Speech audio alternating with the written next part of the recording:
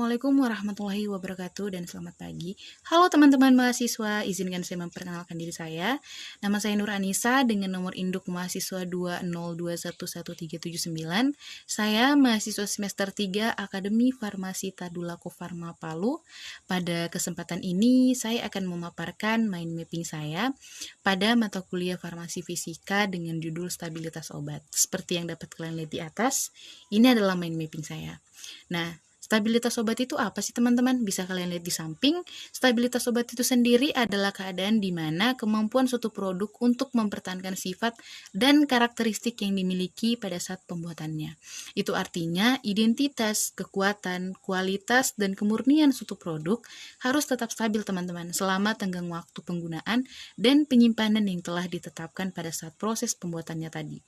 Nah, jenis-jenis stabilitas juga ada beberapa teman-teman. Yang pertama ada stabilitas kimia. Stabilitas kimia itu apa sih? Dapat kalian lihat di samping dan ini penjelasannya. Stabilitas kimia suatu obat adalah lamanya waktu suatu obat untuk mempertahankan integritas kimianya dan potensinya, seperti yang tercantum pada etiket dalam batas waktu yang telah ditentukan pada pembuatannya. Yang kedua, stabilitas fisika adalah mengevaluasi perubahan sifat fisika dari suatu produk yang tergantung waktu atau periode penyimpanan. Contohnya seperti migrasi. Migrasi itu apa sih teman-teman? Migrasi itu perubahan warna, perubahan pada rasa, perubahan pada bau, tekstur, atau bahkan perubahan pada penampilan. Nah, kemudian ada stabilitas mikrobiologi. Suatu sediaan di mana sediaan bebas dari mikroorganisme. Jadi sediaan itu harus bebas dari mikroorganisme teman-teman. Atau sediaan tadi memenuhi syarat batas mikroorganisme hingga batas waktu tertentu. Nah, kemudian yang keempat, ada stabilitas toksikologi. Stabilitas toksikologi sendiri adalah ukuran yang menunjukkan ketahanan suatu senyawa atau bahan akan adanya pengaruh yang tidak menyebabkan peningkatan toksisitas secara signifikan. Nah, itu adalah beberapa jenisnya. Kemudian ada efek yang tidak diinginkan, yang potensial dari ketidakstabilan suatu produk farmasi. Apa aja teman-teman? Yang pertama, hilangnya zat aktif. Yang kedua, naiknya konsentrasi zat aktif. Kemudian yang ketiga, bahan aktif berubah. Yang berikutnya, hilangnya keseragaman kandungan.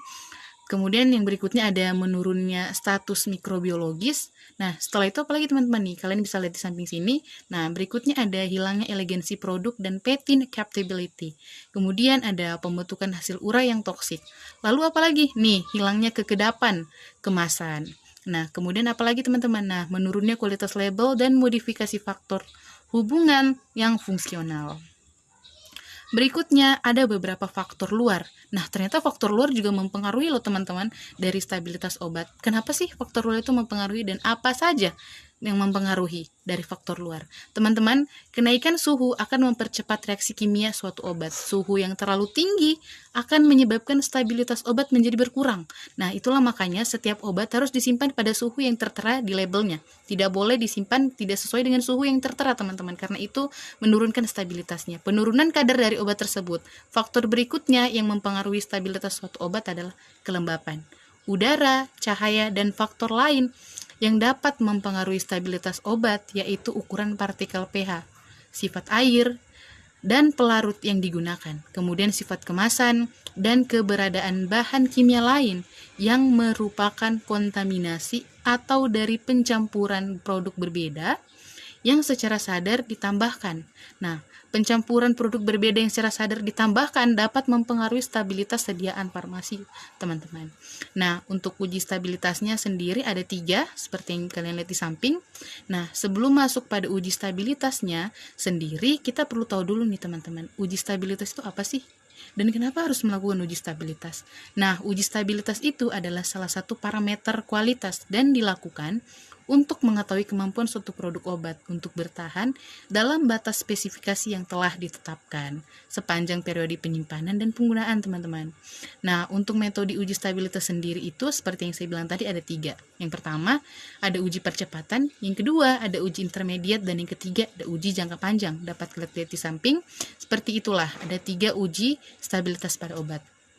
Stabilitas percepatan atau dipercepat merupakan metode pengujian obat selama 180 hari pada kondisi penyimpanan 40 derajat Celcius kurang lebih 2 derajat Celcius RH, 75% kurang lebih 5%, dengan interval pengujian 0, 30, 60, 90, dan 180 hari. Kemudian stabilitas jangka panjang atau real time merupakan metode pengujian obat selama 720 hari.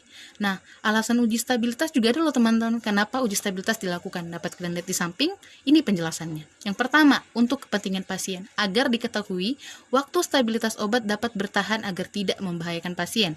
Yang kedua, ada reputasi produsen. Yang ketiga, mengikuti peraturan.